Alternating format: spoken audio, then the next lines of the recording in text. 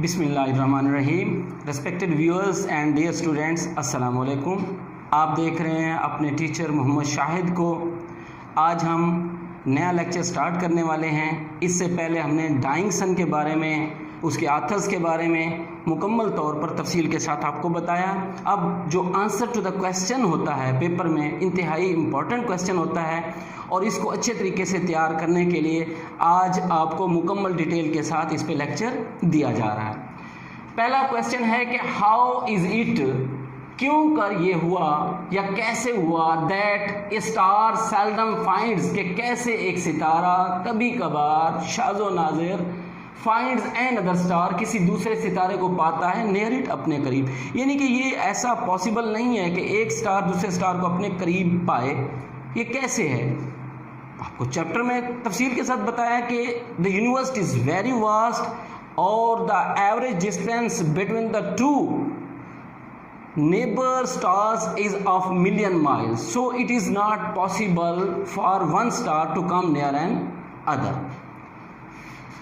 दूसरा जो क्वेश्चन है वो है what happened when according to sir Jeans a wandering star wandering through space came near the sun, कि व्हाट हैपेंड, क्या हुआ कि हुआ, व्हेन, जब, अकॉर्डिंग टू सर जीन्स के मुताबिक अ वांडरिंग स्टार, एक घूमता हुआ गर्दिश करता हुआ सितारा, वांडरिंग थ्रू स्पेस, खला में सफ़र करते हुए, केम नियर द सन, के कैसे आ गया। हालांकि ये पॉसिबल तो नहीं था, आप लोगों को पहले भी बताया, लेकिन some 2000 million years ago this rare event took place that another star wandering through space came near to the sun, so it raised the tides on the surface of the sun, कि एक दूसरा सितारा हमारे सूरज के करीब आया और उसके ऊपर मदोजज़र की जिस तरह लहरें होती हैं, एक लहर उभारी, और जूं जूं ये सितारा करीब आता गया, वो जो कशिश थी, लहर थी, वो पहाड़ की सूरत में बनती गई और यहाँ तक इतना बड़ा पहाड़ बन गया जिसके बारे में तसव्वुर करना भी मुमकिन नहीं है। आखिरकार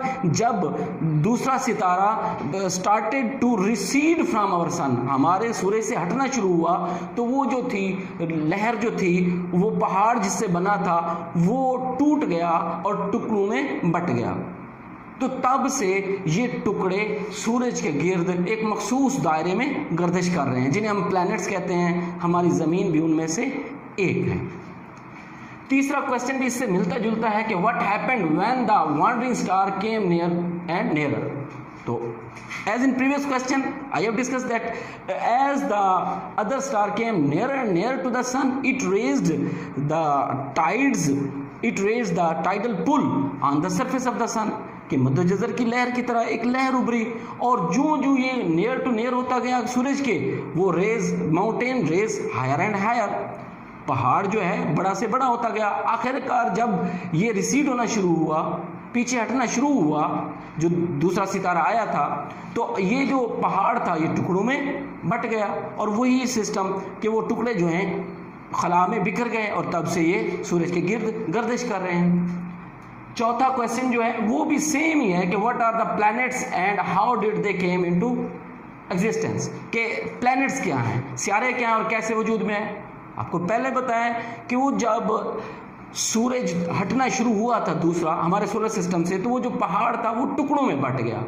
वही टुकड़े जो सूरज के गिर्द गर्दिश कर रहे हैं, उन्हें ही हम सोलर सिस्टम के प्लैनेट्स कहते हैं। वो तब से अब तक वो सूरज के गिर्द मखसूस दायरे में गर्दिश कर रहे हैं। ये पहले 9 थे और अब 8 हैं, प्लूटो उसमें से निकल चुके। ये प्लैनेटरी सिस्टम जो है हमारा मर्ज़ वजूद में आया। समझा लिया आपको।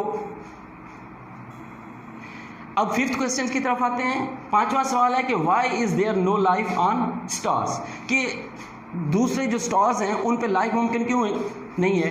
क्योंकि स्टार्स जो हैं वो बर्निंग ऑफ फायर्स हैं, कलेक्शन ऑफ फायर्स हैं, तो उनका टेम्परेचर इतना ज़्यादा है कि वहाँ पे लाइफ पॉसिबल नहीं है, इसलिए किसी और पे लाइफ की पॉसिबिलिटी हमें नज़र नहीं आती। सिक्स्थ क्वेश्चन है कि right a note on the beginning of life on earth, कि ज़िंदगी का आगाज़ कैसे हुआ ज़मीन के ऊपर।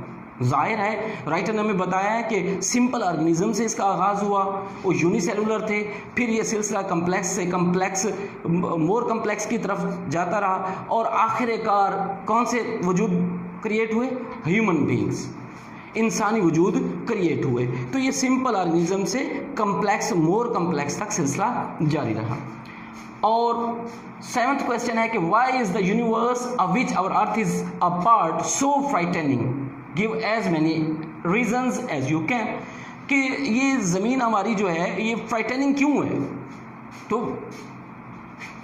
लाइफ पे जो ज़मीन पे मौजूद है ये इस पे ये फीलिंग्स जो है फ्राइटनिंग का क्यों है यूनिवर्स का, इसकी चैप्टर में जो रीजंस हैं वो पहले ये रीज़न बताई गई है। एक तो है वास्टनेस ऑफ द यूनिवर्स, कि इतनी वसी है और हम यहाँ पे लॉनलीनेस महसूस करते हैं, इसी वजह से ये फ्राइटनिंग है। दूसरा इसका साइज़ है कि वो रेत के एक ज़र्रे के बराबर है। चैप्टर में इन डिटेल बताया गया था कि पूरी दुनिया के साहिल समंदर के रेत के ज़र्रात इकट्ठे कर लिए जाएँ, उनमें से एक ज़र्रा लिया जाए और उस एक ज़र्रे के बराबर हमारी ज़मीन का साइज़ है as compare to the universe.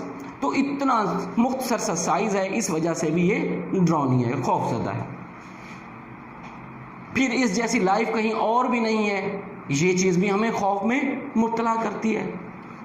और इसका लास्ट क्वेश्चन जो है, लास्ट बट नॉट लीस्ट, कि what in your opinion be conditions necessary for the kind of life we know, कि जिस तरह ज़मीन पे हमारी ज़िंदगी है इस किस्म की कंडीशंस और कहाँ मुमकिन है to exist on the other heavenly bodies, के लाइफ की पॉसिबिलिटी हो दूसरे हेवनली बॉडीज़ पे, कौन सी ऐसी चीज़ें हैं do such condition generally exist.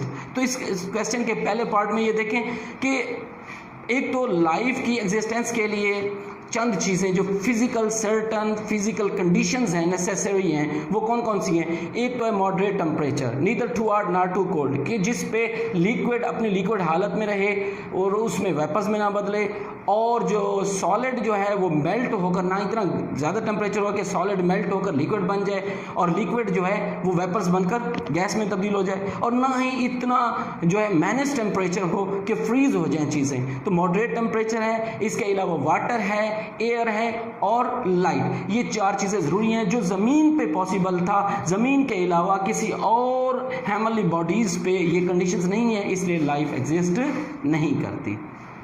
तो आज के लिए इतना ही काफ़ी है। अगले लेक्चर तक के लिए इजाज़त, अल्लाह हाफ़िज़।